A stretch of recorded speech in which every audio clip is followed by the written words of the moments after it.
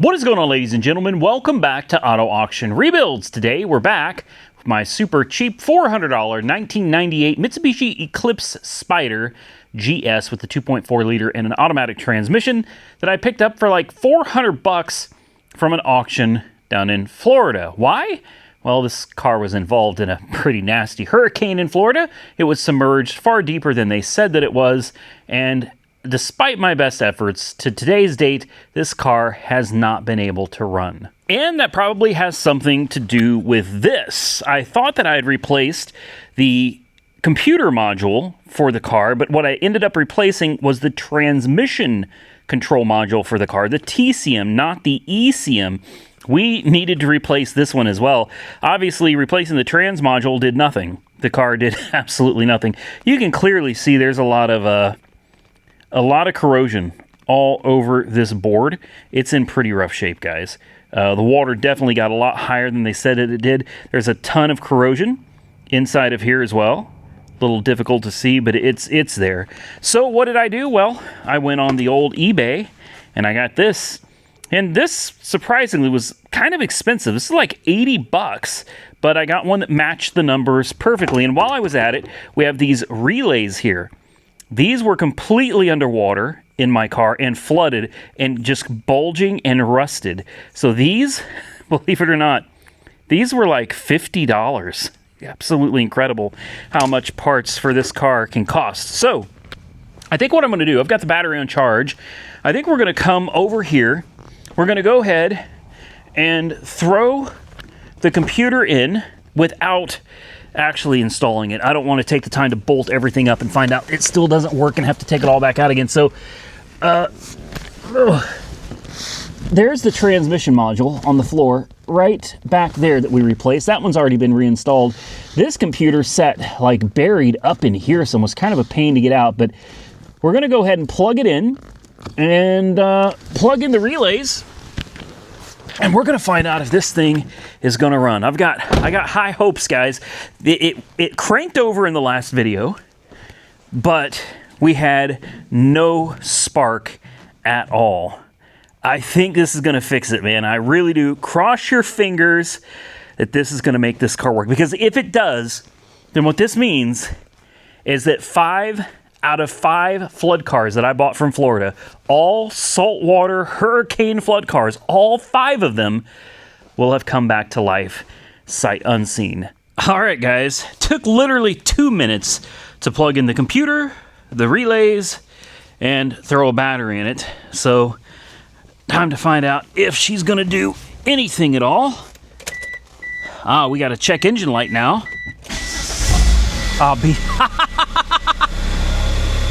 No way! No way! Are you serious? Smoke? I mean, there's some rust back there, but she's not even smoking.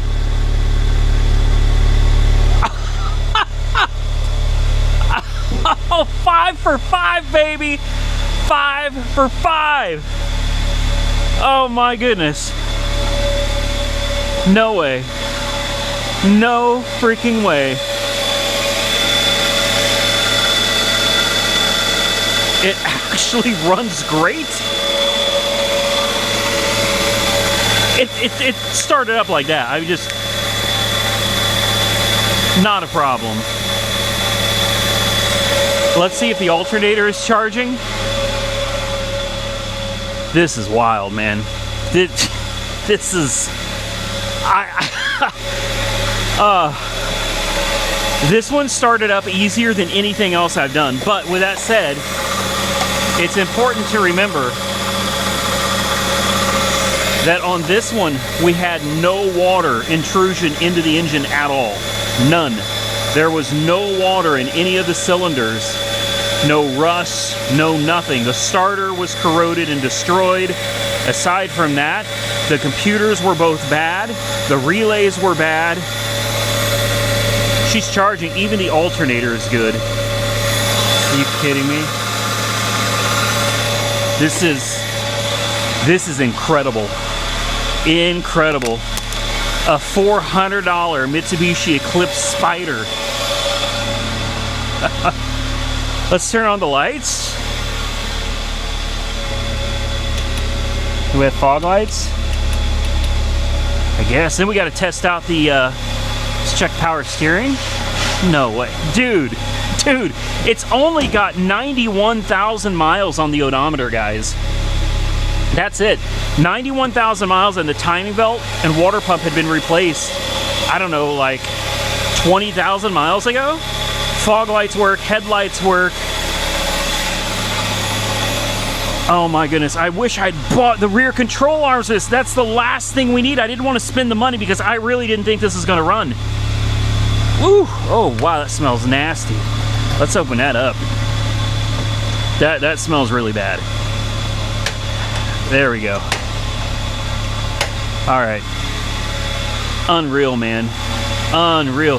I mean, the car still has, you know, we still got some things to do to it, but those back wheels are towed in so bad. We got to take it on a drive. I mean, maybe just around the block. We can't do a 10 mile, not with both of these wheels crooked like that. This car is going to ride like crap. Surprised we don't have a check engine light because I don't have the mass airflow sensor installed. Look, the temperature's coming up.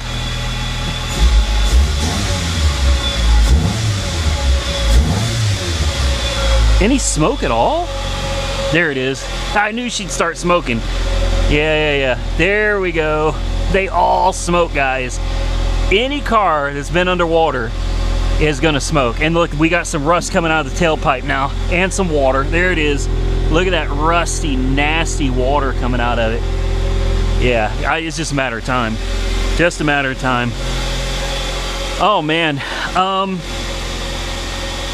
This car still needs a few things. Now I got to decide, like, how far do I want to go with this one? I don't know. I guess it'll depend on how it does going around the neighborhood here. But the seats are frozen. We could probably take the seats out, see if we can free up those tracks. Clean the seats. We got to pull the carpets out. We may have to pull the center. I don't think we got to pull the center console out because the carpets kind of sit underneath it.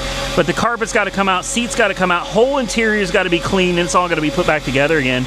But I mean, the convertible top works. The windows all work. What an incredible deal. What an incredible deal. What do you think the chances are that the air conditioning works? No freaking way. No way. Come on, man. Cold air also? Yes, it's got ice cold air. I'm not even joking. I'm not even joking. Ice cold air conditioning. And heat? Hot heat. Hot heat. Cold air. Radio needs a code. The radio might even work, guys. This is incredible. How's it smoking back there? Oh, wow.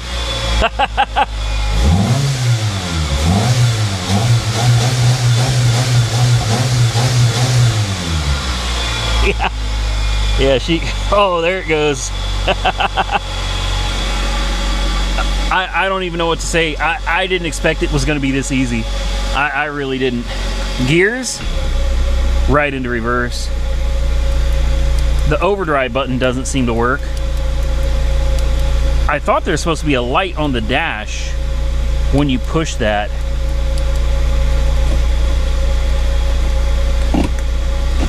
See, it still doesn't lock in. I mean, it goes into drive. It goes into reverse. It goes into park, and the button does pop up, but it doesn't lock. You know what I mean? And because of that, this key, let's see if I can get you over this. This key will not come out. Not at all. It's stuck. There's the check engine light. There it is. This is incredible. Okay. I guess I'm gonna have to, oh wow, guys. Oh my goodness. Look at all the water that's spewed out of this thing. I mean, it spewed all the way outdoors. Okay, we gotta take it for a ride. That means I gotta move a few things around and close up the hood. We're gonna take it out and see how she does just going around the block. And as long as it seems like it's doing okay going around the block, I will order those rear control arms. Again, what I suspect happened, I don't know how well it comes out on camera, but these wheels, instead of being like straight, are actually bent in significantly. And in a previous video, we found that both of the rear control arms were crushed. It looks like the forklifts from the loaders got up under there, and when it lifted the car, it just bent those control arms. Now they're on eBay for about $100 a piece, too expensive in my opinion, but we're gonna get them, slap them on, and then, guys, this is great. This is great. Let me throw the box back in here with the mass airflow sensor and an air filter, and we'll take her out for a quick drive and see how she does. Well, I've got pretty much everything buttoned up. Let me just try to, maybe we can stick this computer somewhere a little bit out of the way here. Probably not. We've got so much stuff everywhere under here. There we go. Just gotta, you know, make a little room. I think that'll be fine. What do you guys think? I just gotta be able to reach the gas pedal safely, that's all. All right. Now, I checked the cooling fans. I tried to turn them by hand, and guess what happened? Nothing. Guess what's going on when I try to use the seatbelt? You guessed it. Nothing. We may not have seatbelts in this either. Not to worry. We got the seatbelt working. There we go. So now we're good. Try to take this thing on a drive. I got the mass airflow sensor hooked up. Air filters installed. Airbag light, check engine light. I didn't clear the code, so that's really no surprise. A little concerned about the cooling fans. I tried spinning them by hand just to see if they would work, and you guessed it, no. Cooling fans were underwater, so those are frozen solid. Cooling fans will not function, which means being frozen like that, if the cooling fans attempt to turn on, we're probably going to pop a fuse. Still no. Oh, that doesn't feel like first gear. That feels like, ooh, boy, does it wobble. Yep, it wobbles. Oh my goodness. This feels like we're stuck in limp mode. It's not gonna shift. Oh, she's wobbling all over the place. No, she doesn't shift. Oh, wow. Oh my goodness. Oh my goodness, this car is waddling like a duck all over the place. And this was my concern. I knew it. Oh, there's reverse. There's drive. Maybe if we put it down in first. I have a sneaky suspicion that this car maybe had something wrong with the transmission and had been parked for a little while. I don't think that had anything to do with the flood. Again, there's neutral. See, overdrive doesn't work. You push the overdrive button, there's no lights for it on the dash at all. Maybe it didn't come with them. I don't know. Let's put it back in drive. Now let's take off again. We're gonna need to run the codes on this, see what it's complaining about. All right, we cannot go fast because this thing really does just waddle. No, no, no. First gear, it doesn't even go into first gear.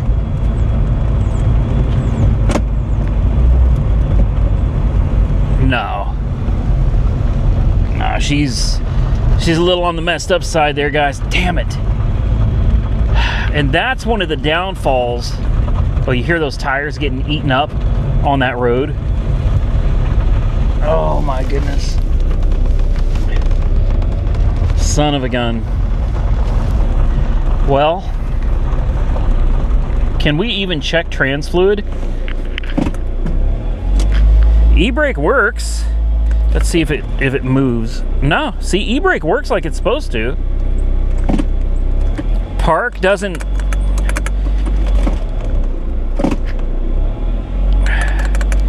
Great. Let's check the trans fluid real quick if we can even get to the dipstick. So this is something I was already concerned about from the beginning. Boy, look at her smoking now.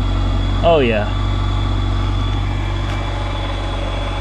Yeah. I was concerned with this transmission from the beginning.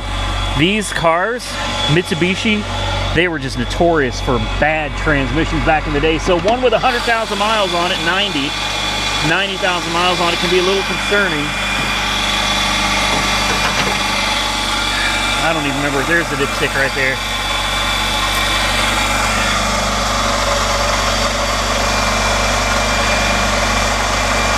The fluid looks fine. I mean, it's black. It's really dark, but the fluid actually looks not frothy or anything. And engine oil. Engine oil is clean and looks good. It's full, not frothy or milky at all.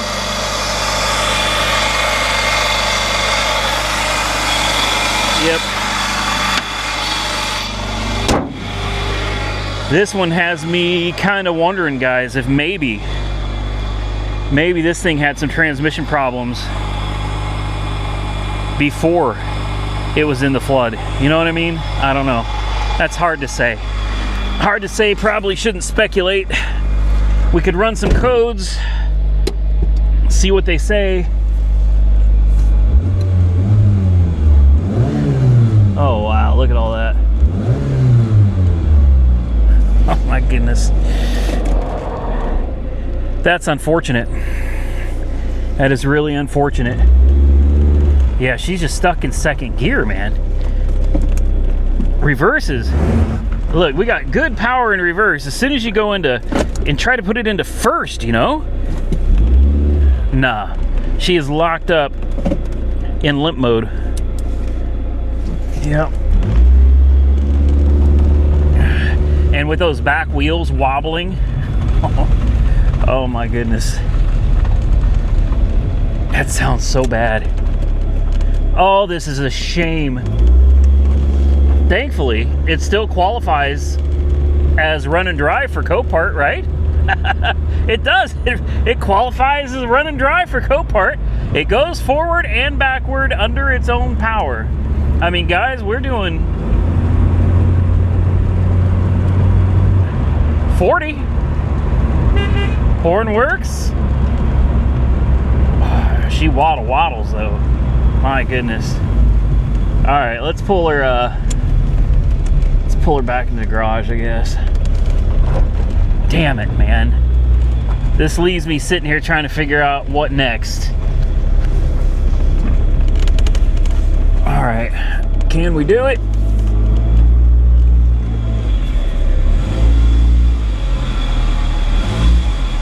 There we go.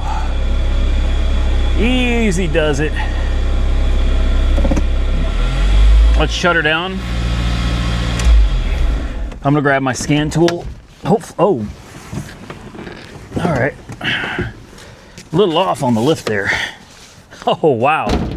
Oh my goodness. I am way off on the lift there. Ooh. What does that smell? Man, I am way off. That never happens. Yeah, we're gonna have to get this thing off the lift. Anyway, it's good enough for right now. Here's a couple things I'm gonna do. I'm gonna grab my code reader. I'm gonna plug it in, and we're gonna find out what code she's complaining about. We're gonna then reset the codes. Hopefully we've got a trans code. Maybe it's a sensor or something, you know, something that could be easy to replace. Something got corroded with salt. Boy, under the hood though, it smells like burning leaves. Seriously, it smells like burning leaves under here. That's a little bizarre. Where is that coming from? Cooling fans, well, they could work, right? There we go. They could come back to life. What about this one? Oh, wow. There it is. Come on. No, I don't. There it goes. Come on. There we go. It's There we go. It's free enough. Oil again, no foam, not frothy. And I know you can't check the trans fluid while it's sitting here like this, but just again, this is what concerned me when I first got the car, is I noticed how black that fluid was, man. That is nasty. It's not frothy, it's not foamy, so I don't believe there's any water in the transmission at all. And it leaves me wondering and worrying if maybe this thing had already been experiencing transmission problems, and when the hurricane came, it was like, oh, let's just leave this one in the garage. That's an easy write-off. Well, we ran some codes, and I was a little surprised about this. So we have a few of them from the engine computer, a P0110, a P0100, and a P0105. Barometric map sensor, airflow sensor, intake air temperature sensor. And we got an airbag, several codes from there, not worried about that. But the one that concerns me is right here. This says ELCAT. No response. That should be the automatic transmission. So I'm going to clear these codes. We'll see what comes back.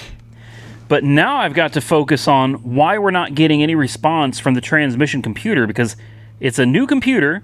I just installed it, and apparently it's not functioning. Well, we've brought back the cooling fans, at least one of them. The air conditioning turned off, but a minute ago, the AC was running full steam ahead, and that cooling fan right there was on. This one was not, but that one was definitely on. So I don't know why the AC randomly turned off. I cleared the codes. I got the seats moving. Take a look at this. Whoop, that's probably not the best way to do it. There we go. AC just turned on again. That cooling fan is running. Take a look. Unfortunately, this one is not. But that's good. That's good. We're slowly getting there, guys. This seat's a little hard to do one-handed, but I mean, let's push this down. Look at that. It goes up and it goes back. It's gonna need, there we go. It's gonna need a little work, but I got both seats moving.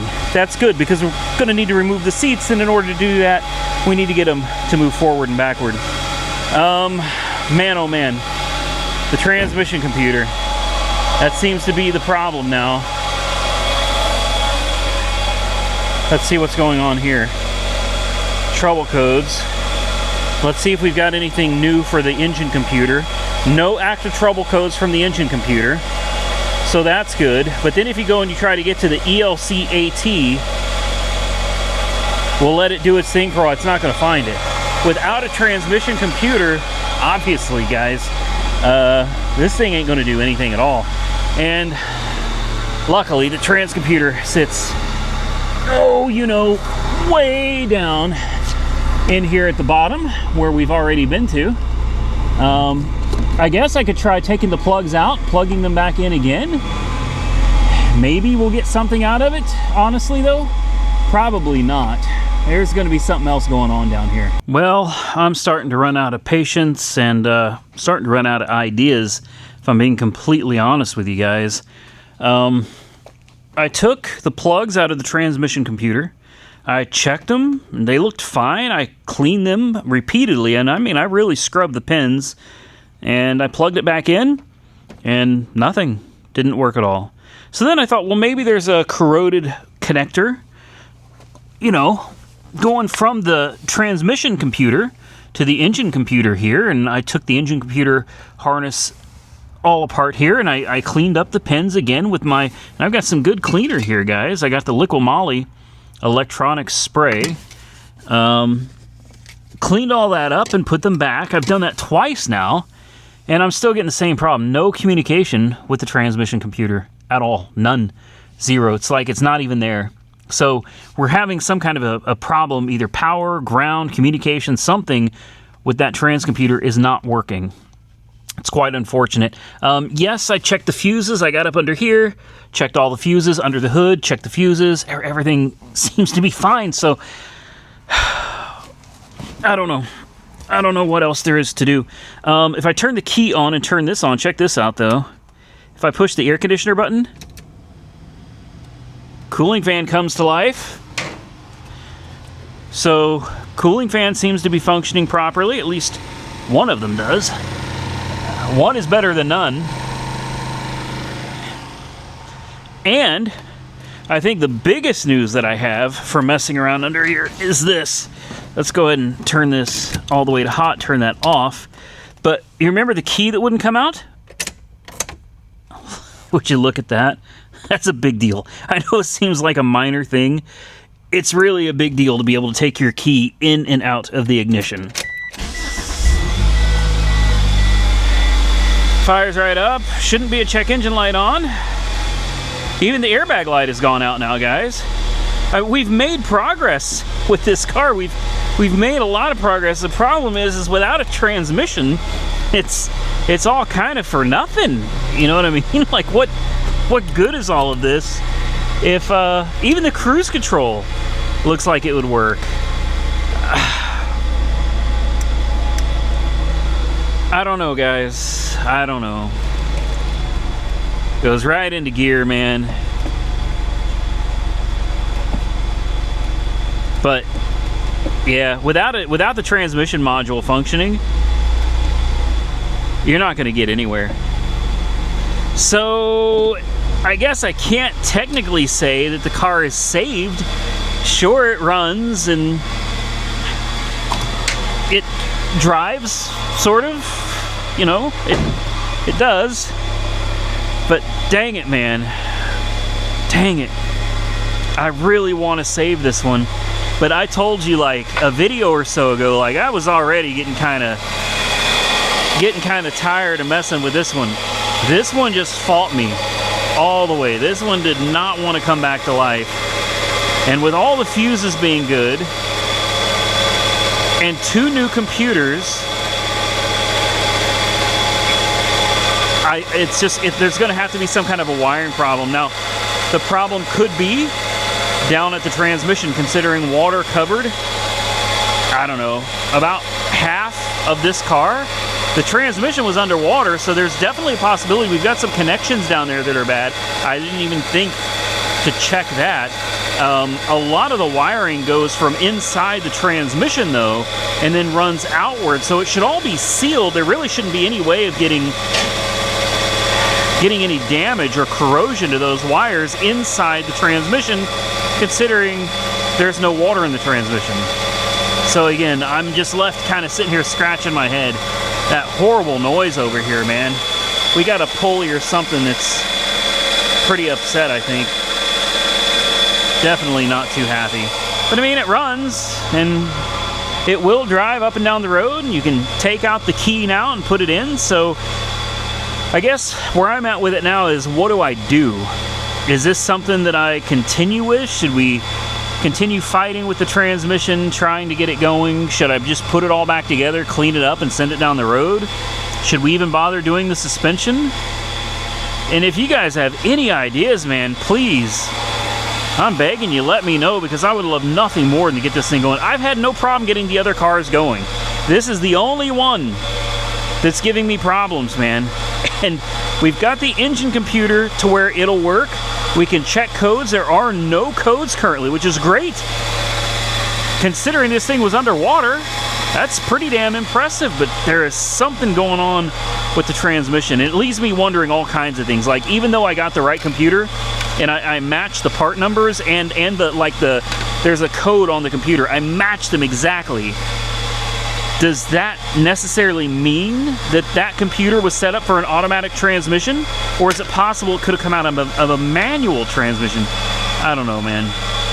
It's got me just sitting here kind of stressing. It's a California car. You can, trouble codes you'll see pretty quickly. There are no trouble codes. See, nothing stored. So engine computer, absolutely fine. Check code E453, whatever that means. And if you get out of this, and then you go to the transmission computer, we'll edit past all the sitting here and waiting for it to do nothing, and you can clearly see it doesn't work at all. So this leads me to another problem. Is it possible that I was sold a transmission computer that had failed? It's possible. So do I buy another transmission computer and cross my fingers and hope for the best? Because that's kind of where I'm leaning with this. I'm very concerned that I've got a bad one. I want this car on the road, guys. I really do. I just don't want to spend a whole bunch of money on this thing and then find out that, like, it's completely shot. So far, though, we've gotten 5 out of 5 Florida flood cars running and driving. So that's something. Last try, guys. I've put everything back together. Well, not everything, but I've put the computer back inside where it goes. I bolted it back up. Fires right up like it should. All the lights on the dash. Come on, SRS light. There we go. All the lights on the dash are off. That's incredible. A convertible top. Let's push close. Let's make sure this works. Uh-oh. Oh, great.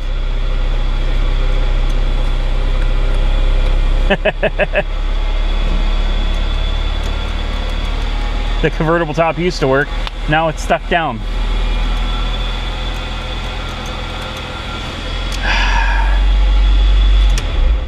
Perfect. Come on. I hear the relays and everything.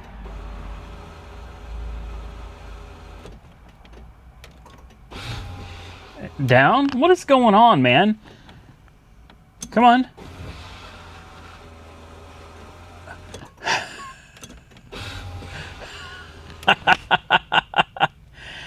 Oh, I'm so over flood cars, guys. Wait. Don't give up on me yet, man. Come on. Come on. Yeah. There we go. Oh, thank you. I didn't think that was going to work. It almost didn't. Can we... There we go. Well, at the end of the day, the car's come a long way from where it was when we first got it, guys. It's somewhat running and driving. The convertible top is somewhat working. The key comes out of the ignition. Did I mention that? Do you know how big of a deal this is to be able to get the key out of it? I'm going to be completely honest with you guys. We're going to take it out for one more drive. I want to see if anything's any better, which of course it's not going to be. But I'm really getting tempted to just send this one down the road. At the end of the day, at least from a business perspective, it doesn't make a whole lot of sense to keep fighting with this car, trying to bring it back to life. When we bought it, it did not run or drive. It did absolutely nothing. Nothing worked at all. Now, if we wanted to sell it without spending any more money on it, and try to get as much money back as we possibly can, selling it honestly makes the most sense, because now I can list this at Copart with a rebuilt title. The title's already rebuilt. It runs. It drives. Air conditioning works. Top works. Windows work. Key comes out. I mean, so much that didn't work before now works on this car. Not perfect, but it wasn't perfect to begin with, I guess, is where I'm at with it. Oh, whoa, we spun the tires. Wait a minute. Oh, I'm trying not to get excited. Dang it.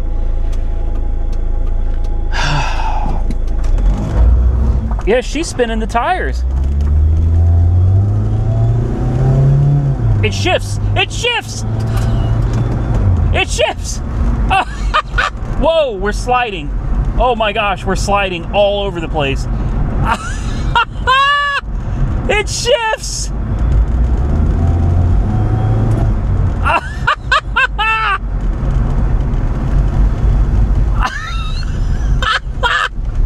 Oh.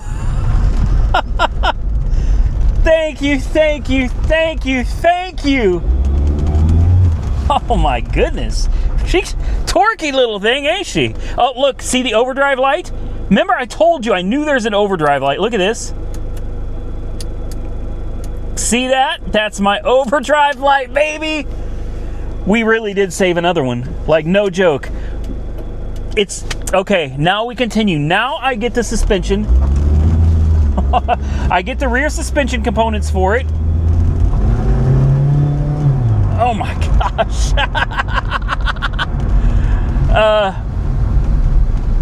breaking all that rust off of those rotors there. She's spinning the front tires, man. Look at her shift.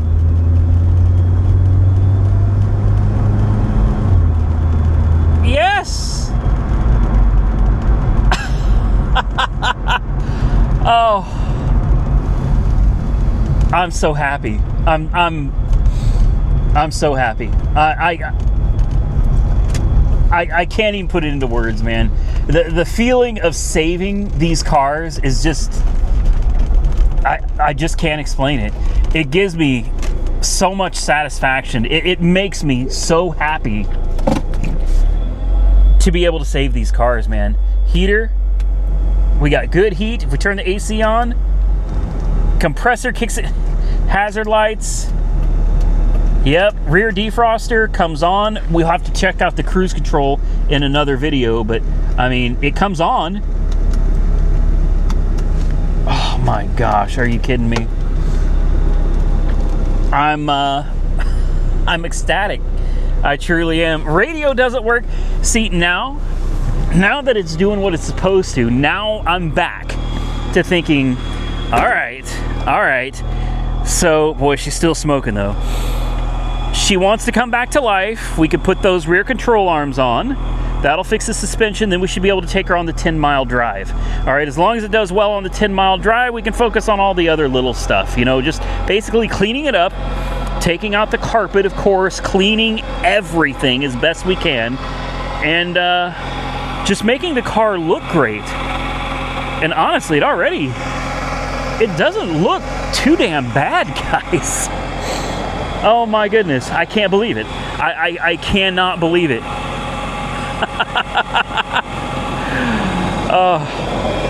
Yeah, I'm happy. About 40 miles an hour is as fast as you can go in this. You cannot go faster because the back end is like crab walking, guys. It feels so sketchy, so dangerous. The good news is, though, if you look down here at the trip, we've driven it almost a mile. Almost a mile. Not bad for a car that didn't run and drive at all. Not bad. Alternators charging. Yeah, the engine sounds like it's got a pulley or something making a little noise, but all the windows working. Look at this. I'm so happy. I wish we had lights in here. Are there no? Well, we got one. I guess that's all the lights you get, huh? Taking the key out, putting it back in, and starting it up one more time. Overdrive light. Oh my gosh. Yeah, I'm thrilled, man. I know it probably doesn't make a lot of sense, but if I couldn't get this transmission working again, for me it wasn't going to feel like the kind of win that I wanted it to be. You know what I mean? It's still a win because we took something that was completely dead and didn't work at all, and we did bring it back to life. But if it can't be actually put on the road and driven and used, then I feel like I failed it somehow. With that said, though, guys, I bought 5 flood cars sight unseen from Florida. They were all pretty significantly under salt water. And as of today, right now, I've managed to bring every one of them back to running and driving condition. If you've missed any of the videos, you should go back and check them out, guys. This is my 92 Ford Crown Victoria. This is the Aero. And guess what? Runs and drives absolutely great. I think it has a computer issue, but it still runs and drives great. But the computer has this little spout connector. When I disconnect it, it runs great. When I plug it in, it dies. So I'm thinking this one probably needs an ECU or an ECM. Not from flooding, though. That's the thing. The computer didn't look wet, and water doesn't look like it hardly got up in this car at all. But that seems to be a common problem with those cars. So that's car number 1. Car number 2 you just saw, the 98 Mitsubishi Eclipse Spyder GS, now running and driving. And then sitting next to it, my 1994 supercharged 347 stroker Ford Mustang. That's right, the old 5.0, guys. This thing right here runs and drives great. Sitting next to it, Another one, a 97 Ford Mustang Cobra with 11,000 miles on it. This car also very significantly underwater, guys. Runs and drives, we need to replace the clutch in it, but aside from that, the thing actually runs and drives quite well. The next flood car that I purchased, Roxy, what are you doing? What are you doing, Roxanne? Sweetheart, you can't go inside. I got my dog in there, baby. You can't go in today. The next flood car that I got, sitting right here, my 2015 Ford Mustang EcoBoost. Here it is. Yet another car from a Florida hurricane that we took, and it runs and drives great, guys. So I guess for all the people that say that it's not worth it, these cars are junk, they can never be saved, I don't know, man.